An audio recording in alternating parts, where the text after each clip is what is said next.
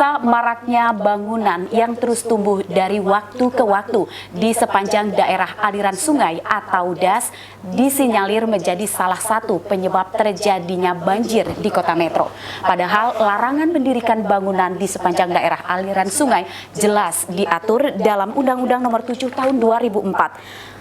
Undang-Undang Nomor 26 Tahun 2007 dan juga PP Nomor 38 Tahun 2011. Bagaimana peraturan daerah Kota Metro yang melarang pembangunan di daerah aliran sungai ini kita akan bahas, dan bagaimana menyikapi persoalan pembangunan yang terus tumbuh di Kota Metro. Kita akan bahas kali ini. Saya sudah bersama dengan 3 orang narasumber. Saya perkenalkan satu persatu. Di sebelah saya ada Bapak Sekda, Pak Bangkit Haryo Utomo. Pak, selamat sore, apa kabar? Selamat sore, sehat. Sehat, terima kasih nih Pak. Kami sudah diperbolehkan nih untuk berkunjung ke ruang kerja Bapak. Oke. Kemudian ada juga Pak Kasat Pol PP, Pak Jose Sarmento. Pak, apa kabar, sehat? Kabar baik, selamat sore. Sore, oke. Kemudian ada Pak Kadis PUPR, Pak Robi Kurniawan. Gimana kabarnya, sehat Pak? Sehat, alhamdulillah. Oke. Baik pemirsa, Anda juga bisa menyaksikan program ini di live streaming kami Saburai Talks 1 jam ke depan bersama saya Fitri Amalia. Baik, saya mau pengen tahu dulu nih Pak, Kota Metro. Oke, kan ini lagi panas nih kan. Jadi saya belum ke banjirnya dulu. Saya pengen tahu dulu nih, emang benar pernah terjadi banjir di Kota Metro?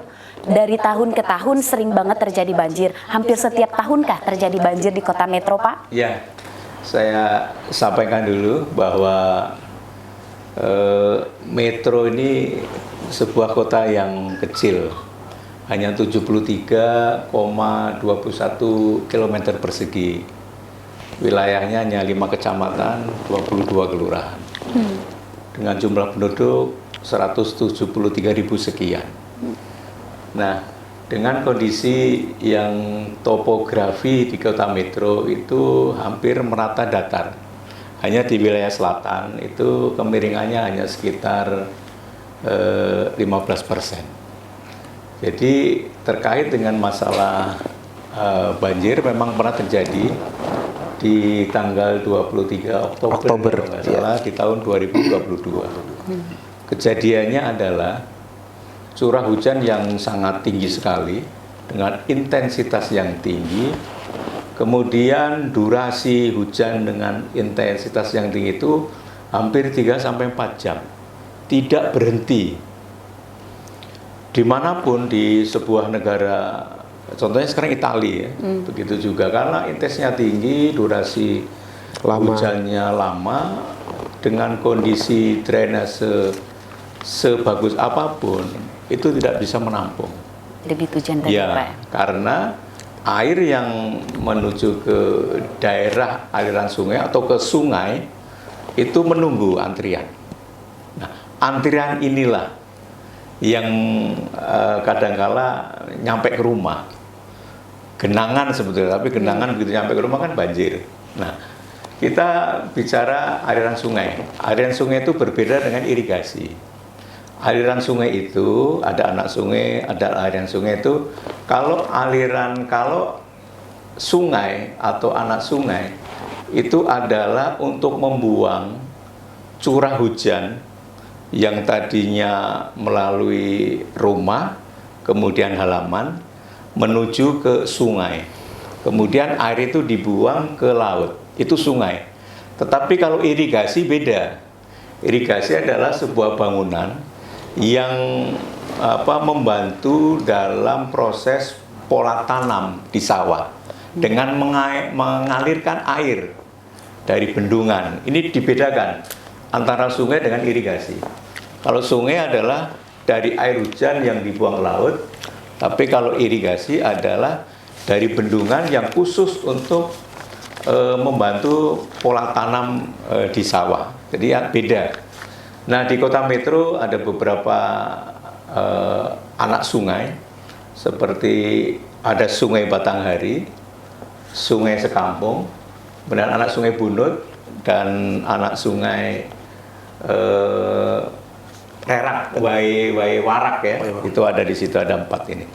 Ini kita punya 4, tapi posisinya sekarang dengan sedimen yang sangat tinggi. Kalau dia sungai dan anak sungai, itu menjadi kewenangan Kementerian Pusat melalui Direktorat Sumber Daya Air. Kalau sungai. Kalau sungai. Kalau anak sungai? Anak sungai juga sama, menjadi kewenangannya Balai Besar. Balai Besar, Mesuji Sekampung. Kalau ini terjadi pendangkalan yang tinggi, kemudian drainase kita pada saat hujan yang lebat dengan posisi level yang sama, itu terjadi antrian air. Tapi kalau sungai pada saat itu dia lebih rendah airnya, dengan kondisi kita yang tinggi, itu biasa cepat. Yang terjadi 23 Oktober 2022 dengan intensitas tinggi, sungai dengan level yang sudah sangat tinggi, dan sama dengan drainase kota Metro, sehingga terjadi antrian air yang ada di wilayah kota Metro.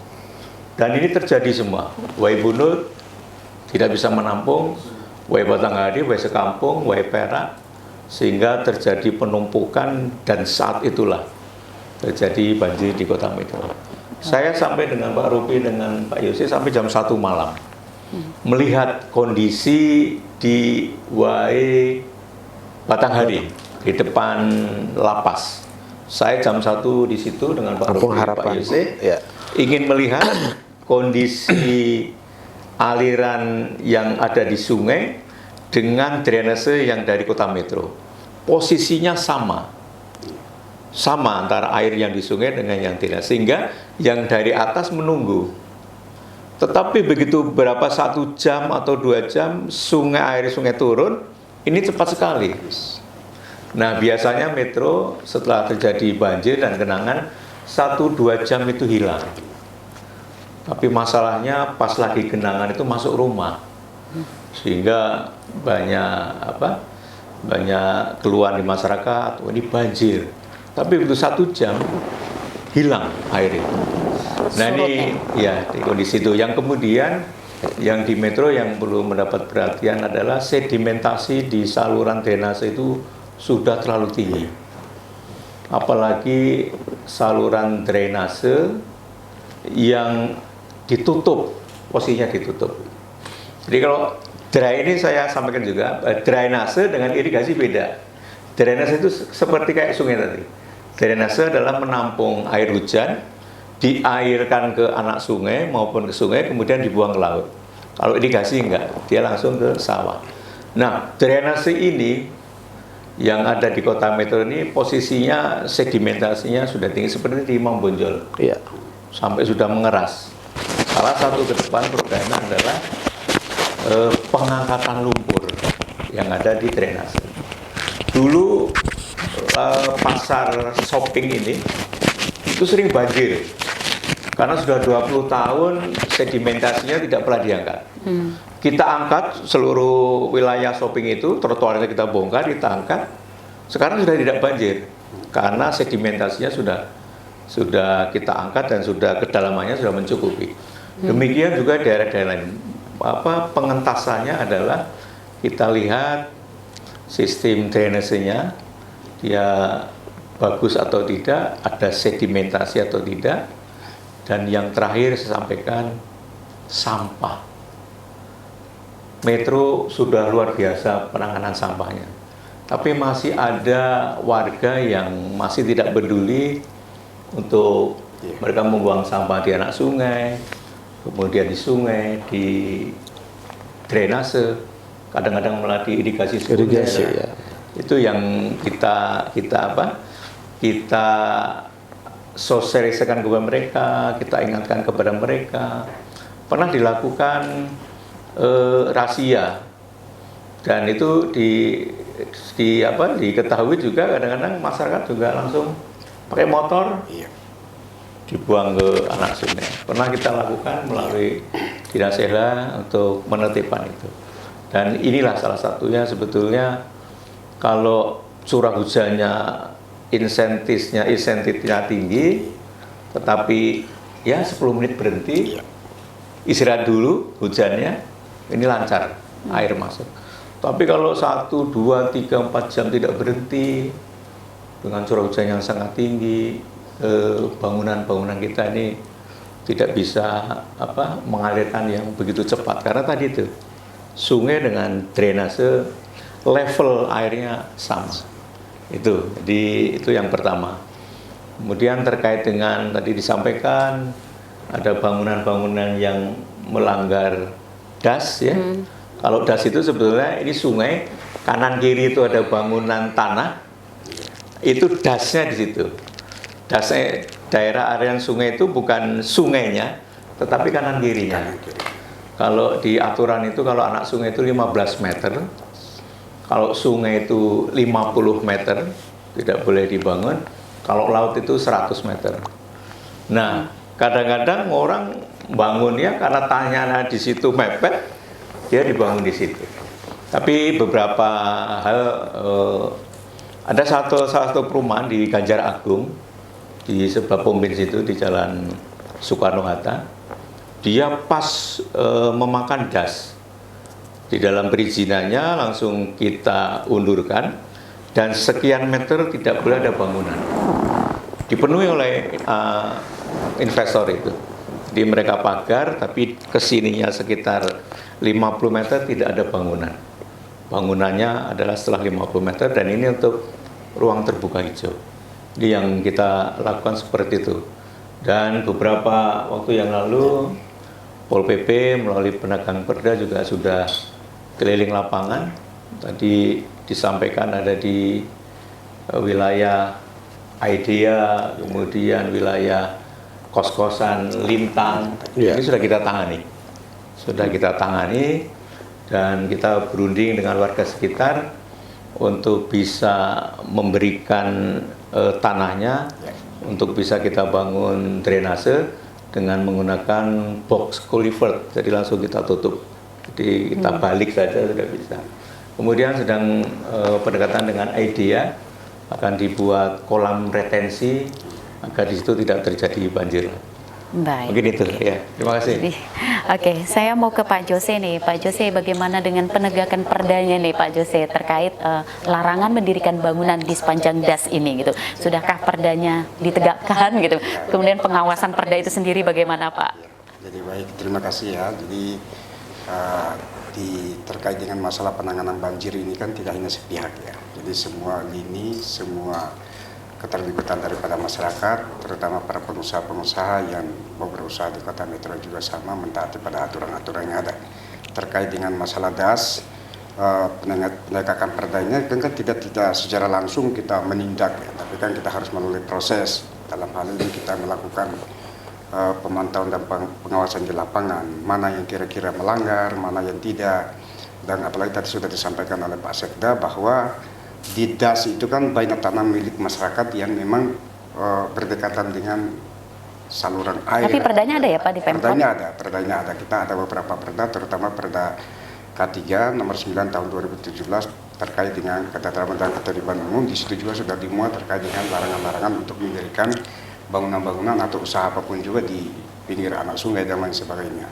Itu pun sudah kita lakukan penegakan. Kemudian setelah terkait dengan banjir tadi itu, bahwa kami sudah melakukan beberapa kegiatan. Dalam hal ini ada bangunan-bangunan yang memang melanggar, ada juga yang tidak. Kemudian ada yang melanggar dibangun di atas, misalnya di atas saluran air, itu langsung kami sosialisasikan kepada masyarakat dengan berkali-kali bahwa apakah ini dibongkar sendiri ataukah dibongkar oleh petugas. Tetapi yang kita butuhkan di sini adalah kepatuhan daripada masyarakat itu sendiri. Terutama apalagi masyarakat Metro kan masyarakat yang patuh ya. Sekali kita sosialisasi, banyak yang memang membongkar sendiri, tetapi ada juga yang misal masyarakatnya rumahnya di sini tapi orangnya tidak ada. Nah itu kita komunikasi dengan Pak Mon setempat, tokoh masyarakat, jadi kita guyup untuk membongkar secara sesuai dengan aturan yang berlaku. Jadi itu kira-kira Mbak. Jadi sudah pernah ada yang dibongkar paksa? Sudah kita lakukan, sudah beberapa yang sudah kita lakukan, terutama ada yang bangun di atas ini ya, ada yang bangun di atas aliran air itu langsung kita bongkar. Itu. Tapi kalau yang dibangun di pinggir kiri kanan tadi seperti yang das tadi, itu memang kita lihat dulu daripada pemiliknya tanah ini, karena ada yang memang tanah yang memang punya rumahnya miliknya itu memang berdekatan dengan das itu sendiri. Nah itu kan kita harus mencari win-win solution. Gitu kira-kira. Baik. Oke, saya ke Pak Kadis PUPR nih. Iya. Pak Kadis, tadi Pak Sekda sudah bilang bahwasannya pengelolaan sungai dan anak sungai itu adalah kementerian ataupun balai besar gitu kan. Balai besar ya. Balai besar. Nah, kalau mengeruk sedimennya di situ juga harus jadi kewenangan pusat kah gitu? Iya, termasuk pengelolaan dan kegiatan untuk penanganan atau pengangkatan sedimennya juga menjadi kewenangan dari pemerintah pusat. Tapi kan banjirnya kota metro, Pak. Iya betul, banjir kota metro. Kita yang berkoordinasi ya, kita berkomunikasi dengan pemerintah pusat untuk itu bisa ditangani. Ada juga saluran-saluran kecil yang itu menjadi kewenangan pemerintah kota metro. Dalam hal ini ditangani oleh Dinas PUTR. Ada beberapa anak sungai itu sebagian yang skalanya lebih kecil itu bisa ditangani oleh Dinas PUTR seperti itu. Jadi mulai dari penanganan mungkin terkait penertiban bangunan, lalu juga pengangkatan sedimen, merehab dinding saluran itu juga bisa dilaksanakan oleh Dinas PUTR seperti itu. Oke, baik. Nah, terkait drainase nih Pak. Gitu. Iya. Kapan Iya. ngomongin drainasenya bisa apa ya? Bisa menjadi langkah jitu deh upaya pencegahan banjir gitu. Mau dimulai kapan nih drainase? Iya, siap. Jadi sebenarnya gini, Mbak. Memang situasinya seperti ini. Drainase di kota metro itu belum terintegrasi semua. Jadi banyak bangunan drainase yang memang sudah dibangun sejak lama itu tidak dalam satu kesatuan, tidak tersistem gitu, terputus terkadang ininya. Nah ini yang kita tangani secara bertahap agar yang terputus itu bisa menyambung. Nanti setelah itu menyambung, jadi nanti akan kita petakan peta drainase perkotaan ininya seperti apa. Karena ada juga bangunan-bangunan permukiman baru itu mereka lupa bangunannya didirikan, drainasenya tidak disiapkan. Drainasenya dibangun hanya galian saja, tidak ada perkerasan di situ. Nah, itu kan yang juga membuat salurannya kecil seperti itu. Nah, tapi kalau terkait itu kapan itu memang menjadi programnya Dinas PUTR itu segera kita laksanakan dan Tahun memang ini nggak, Pak? Tahun ini. Okay. Tahun ini ada. Tahun ini ada berapa saluran yang kita bangun, drainase juga kita bangun di tahun ini. Itu sesuai dengan usulan dari masyarakat melalui Musrenbang. Baik, nanti kita Seperti lanjut itu. lagi ngobrol-ngobrolnya ya Pak. Siap. Pemirsa, tetaplah bersama kami dalam Saburai Talks. Sesaat lagi akan kembali usai jeda pariwara berikut.